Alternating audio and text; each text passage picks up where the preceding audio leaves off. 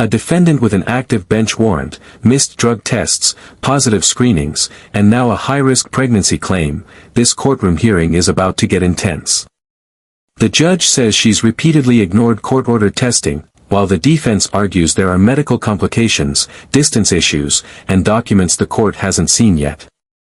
But with months of missed reports and growing frustration from the bench, one question hangs over this entire case. Has the defendant been doing everything she can to comply, or has the court simply run out of patience?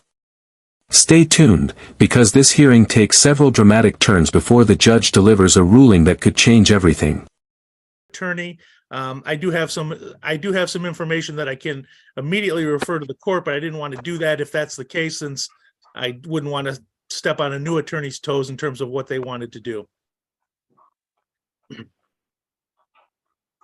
And Your Honor, no, regardless of what Ms. Richards' problems are with the public defender, she has failed to report. She's missed several tests starting from February to April 11th, and then was positive on April 17th and April 24th, and she has an active warrant.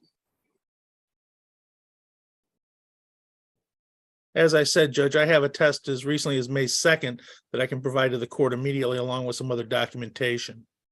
Again, I just didn't, given the nature of our last conversation, I didn't know quite how to proceed.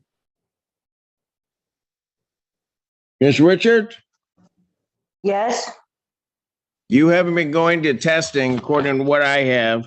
I've issued a bench warrant out for no bond. You need to turn yourself into the Washington County Jail. I'm not even addressing the attorney issue at this point. Your Honor, You have counsel. Your Honor, as I said, I have a test from as recently as May 2nd from her primary care physician. She is currently in a high-risk pregnancy. I'd ask the court to take that into consideration here. I would have turned those things in, but for the conversation, and I can do that immediately if the court would wish to give us another date. But given the nature of our conversation, This is where the case becomes much more complicated. The defense is asking the court to consider the defendant's high-risk pregnancy and medical circumstances, suggesting that health concerns may have affected her ability to comply with testing requirements. However, the judge immediately focuses on a major contradiction. If the pregnancy is considered high risk, why are there reports of positive drug tests? That question creates a serious credibility issue in the courtroom. At the same time, the defense insists there is additional documentation available that has not yet been reviewed.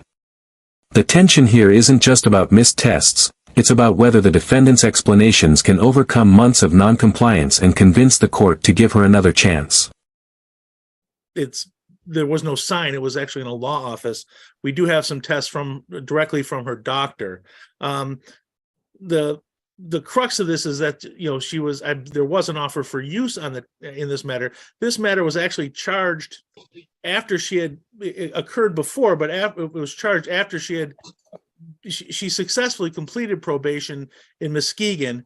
I have documentation from Catholic Social Services there that indicates that she has been, that she did her primary care and then has been continuing with aftercare, studiously. So there's that as well. I don't think it's a matter of her trying to flaunt anything, but just, there's a distance, there's financial issues, there's medical issues, and there's, but on January, go ahead. But I'm just going to tell you, on January 26th, I approved that the defendant could test in Muskegon with results to community corrections. I don't have any results. I've been going back and forth. Mr. Gaddy, all along, and I don't know what her deal with your office. You're the only one that's been keeping her out of jail at this point. We further ordered that she could test in Muskegon. She needed to get the number to us. I signed a specific order that PD's office had done that regarding the modification of the location of her testing. We did that that was in late January. We then come through February still, and I don't have any tests. And she has continued not to test. And then I get a report on March 29th. So some period in time, I still at that point don't have any tests. No test, no test, no test.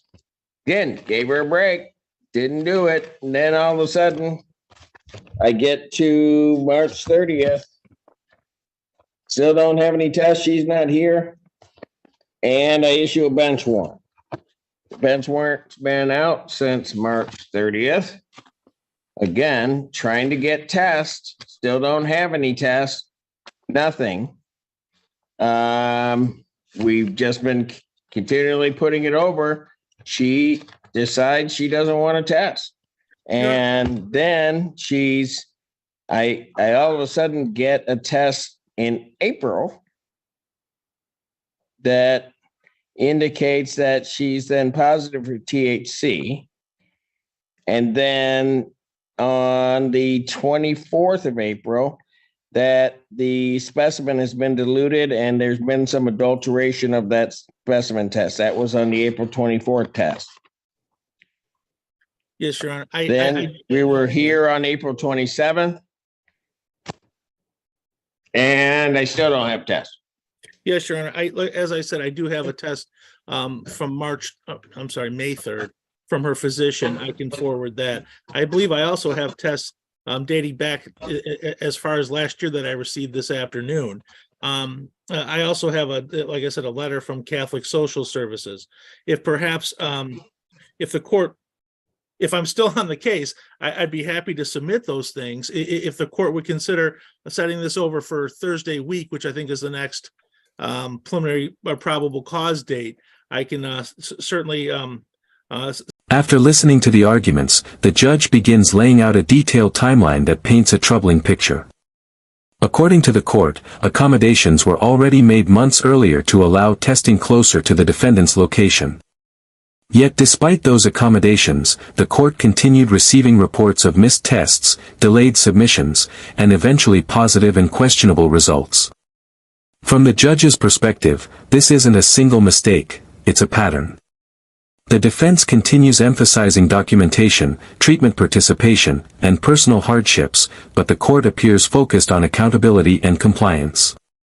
At this point, the frustration is impossible to ignore, and viewers can sense that a major ruling is coming. Do you think the judge should grant more time, or has enough patience already been shown? I don't have any tests. Your Honor, as I said, I can send those tests to the court. This is a unique situation. Had conversations. Well, anyways, as I said, I didn't want to err. I didn't want to do anything. If there was going to be new counsel, I didn't want to do anything that, it's kind of like do no harm. Submitted to the judge. But, I'm sorry? I thought you submitted all those papers to the judge, you and Camille, because I've been working with Camille through your office too. Okay. As I said, Judge, I can certainly put this together as a package and send it to the court. However, like I said, there have been some issues that have come up, but if I'm going to stand that case, I would request the opportunity to do that. And before we take the drastic step of, well, there's already a bench. In the end, the judge decided enough was enough. Despite the defense's claims regarding medical issues, pregnancy complications, treatment participation, and additional records that could potentially support the defendant's position, the court focused on the repeated failures to comply with testing requirements and prior court orders. As a result, the defendant's bond was revoked, and she was ordered to report to the Washington County Jail by 6 p.m. the following day. The judge did leave the door open for reconsideration if supporting documentation could be submitted immediately, but until then, the ruling stands. This case highlights an important reality of the justice system. Courts may offer accommodations and second chances, but continued compliance is critical. When communication breaks down and court orders are repeatedly missed, even significant personal circumstances may not be enough to avoid serious consequences. What do you think? Was the judge justified in revoking bond, or should the defendant have been given more time because of her pregnancy and medical situation? Let us know in the comments below. If you found this case as shocking as we did, make sure to hit that like button, share your thoughts, and don't forget to subscribe for more jaw-dropping courtroom breakdowns.